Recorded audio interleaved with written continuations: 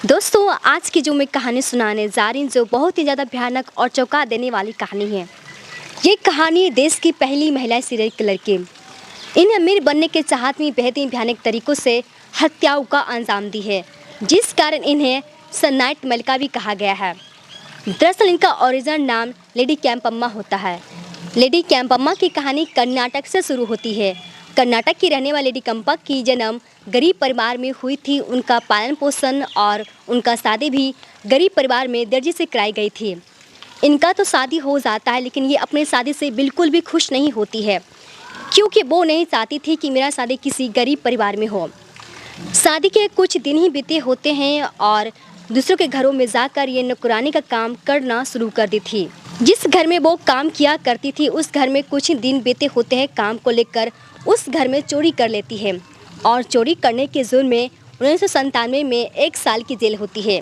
1 साल जेल में सजा काट लेने के बाद 1998 में जेल से रिहा होती है। जेल से रिहा होने के बाद वो सबसे पहले अपने पति के यहाँ ससुराल जाती है। जब वो अपने ससुराल जाती है तो उसका पति घर से बाहर निकाल देता है। ना तो इनके पास कुछ घर होता है और न इनके पास कुछ पैसे होते हैं। वो जैसे तैसे कर कर कुछ पैसा इकट्ठा करती है और उसी पैसे से चीफ फंड करके कंपनी खुलती है। दरअसल इस कंपनी में घर में काम करने वाली महिलाओं को इस कंपनी में शामिल करती है और ये कंपनी जैसे तैसे चलती है और आगे जाकर बंद हो जाती है। बंद होने की वजह से इनके पास पैसे नहीं होते, ना कुछ रहने का घर होता है। जिस जगह पर ये रहा करती थी जैसे तैसे कर कर के आसपास में मंदिर हुआ करती थी और उस मंदिर को अपना ठिकाना बनाती है। दरअसल उस मंदिर में जाकर रहा करती थी और अमीर महिलाओं पर नज़र बनाकर रखा करती थी। जो अमीर महिलाएं हुआ करती थी उस महिला को देखकर ये पहचान लिया करती थी कि ये महिला बाकी में परेशानी में है। उस महिला को देखकर वो उसके पास करीब जाती, बातचीत करती, अपनी बातों में पूरी तरह से बहलाती फुसलाती। वो उस महिला से इस तरह से बात करती कि वो पूरी तरह से महिला इनकी बातों में आ जाती है। वो पूरी तरह से विश्वास कर लिया करती थी। वो कहती कि अगर आपको कोई परेशानी है या फिर आपके घर में कोई परेशान है तो इस परेशानी से निकलने के लिए मेरे पास एक उपाय है। दरअसल इस उपाय में आपको एक छोटी सी पूजा करना होगा और इस पूजा में आपको गहने पहनकर पूरी तरह से सज धज कर आना होगा और कुछ पैसे लेकर आना होगा। अगर आप इस तरह से पूजा करेंगी तो आप पूरी तरह से परेशानी से दूर हो जाएंगी। जो महिला हुआ करती थी इनके बातों में आ जाती है, वो ठीक उसी तरह से करती जिस तरह से वो बताया किया करती थी। वो महिला पूरी तरह से सज धज कर आ जाती है और उस महिला को सुनसान जगह में ले जाकर उसके साथ पूजा कराती और पूजा कराते समय उसको प्रसाद देती खाने को। दरअसल उस प्रसाद में पहले से सननाइट मिलाकर रखा करती थी और वो महिला प्रसाद को खा लेती है और वहीं पर उस महिला की मौत हो जाती है। मौत होने की वजह से उनके पास जो गहने होते हैं और पैसे होते हैं वो उस पैसे को लेकर भाग जाती है। लेकिन 1999 में ये बेंगलुरु की पहली महिला को अपना शिकार बनाती है। दरअसल इनका नाम ममता रंजन होता है। ममता रंजन अक्सर मंदिरों में पूजा करने के लिए आया करती थी और उस महिला को भी देखकर वो पहचान लेती थी कि बाकी में ये महिला परेशानी में है और उस अमीर महिला को देखकर उसके पास करीब जाती, बातचीत करती, अपनी बातों में बहलाती फुसलाती। वो कहती कि अगर आपके पास कोई परेशानी है या फिर आपके घर में कोई परेशान है, इस परेशानी से निकलने के लिए मेरे पास एक उपाय है। वो बताती कि आपको एक छोटी सी पूजा करना होगा। दरअसल इस पूजा में आपको सज धज कर गहने के साथ और कुछ पैसे लेकर आने होंगे। अगर आप इस तरह से पूजा करेंगी तो आप इस परेशानी से दूर हो जाएंगी। जो महिला हुआ करती थी पूरी तरह से विश्वास कर लिया करती थी। वो ठीक उसी तरह से करती जिस तरह से वो बताई थी।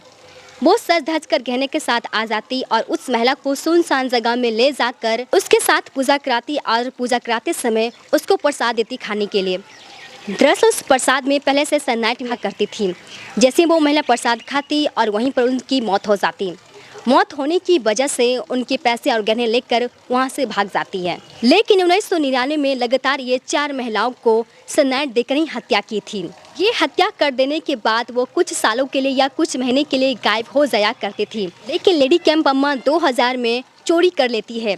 चोरी करने के जुर्म में उनको 6 महीने के लिए जेल होती है। जेल से रिहा हो जाने के बाद वो कुछ शांत हो जाती है, गायब से हो जाती है।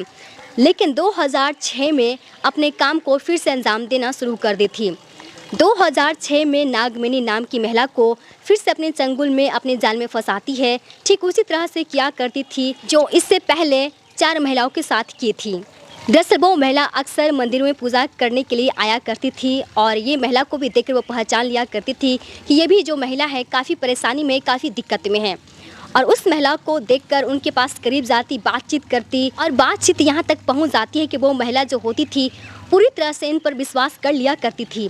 वो कहती कि अगर आपके घर में कोई परेशानी है या फिर आप परेशान हैं, इस परेशानी से निकलने के लिए मेरे पास एक उपाय है। दरअसल आपको एक छोटी सी पूजा करना होगा और इस पूजा में आपको सज धज कर गहने के साथ आना होगा और साथ ही में पैसा लेकर आना होगा। जो महिला हुआ करती थी ठीक उसी तरह से करती है। वो पैसे लेकर सज धज कर पूरे गहने के साथ आ जाती है और उस महिला को सुनसान जगह में ले जाकर पूजा कराती। लेकिन पूजा कराते समय वो प्रसाद देती खाने के लिए। दरअसल उस प्रसाद में भी पहले से सनलाइट मिलाकर रखा करती थी। जैसे वो महिला प्रसाद को खाती उनकी मौत वहीं पर हो जाती है और मौत होने की वजह से कुछ पैसे जो गहने हुआ करते थे वो लेकर वहाँ से भाग जाती है। जिस जगह पर इनकी जो लाश पड़ी होती है वहाँ से गुजरने वाली मुसाफिर को नज़र पड़ती है और वो पुलिस को खबर करती है। पुलिस जो आती है उनकी जांच पड़ताल करती है और उस बॉडी को पोस्टमार्टम के लिए भेज दिया जाता है। तो ये पता चलता है कि इस महिला को भी सनलाइट देकर मारा गया है और इसके भी जो 4 से 5 मौत हुई है ये सनलाइट देकर ही मारा गया है। पुलिस ये कहती है कि ये कोई एक सिंपल इंसान का काम नहीं है, ये किसी सीरियल किलर का काम है।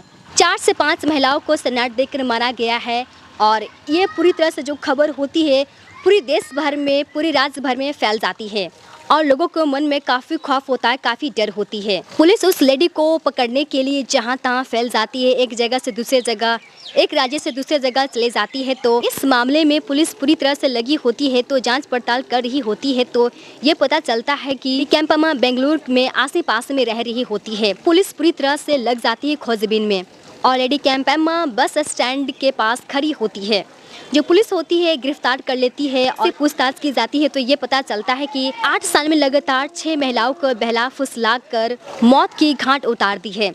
लेकिन 2012 में इन्हें अदालत में पेश किया जाता है तो इन्हें मौत की सजा घोषित की जाती है, लेकिन इस फैसले को बदल दिया जाता है। दरअसल इन्हें उम्र कैद की सजा दी जाती है।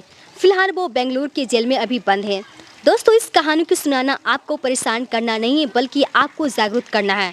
जहाँ रहें सुरक्षित रहें, अपना ध्यान रखें।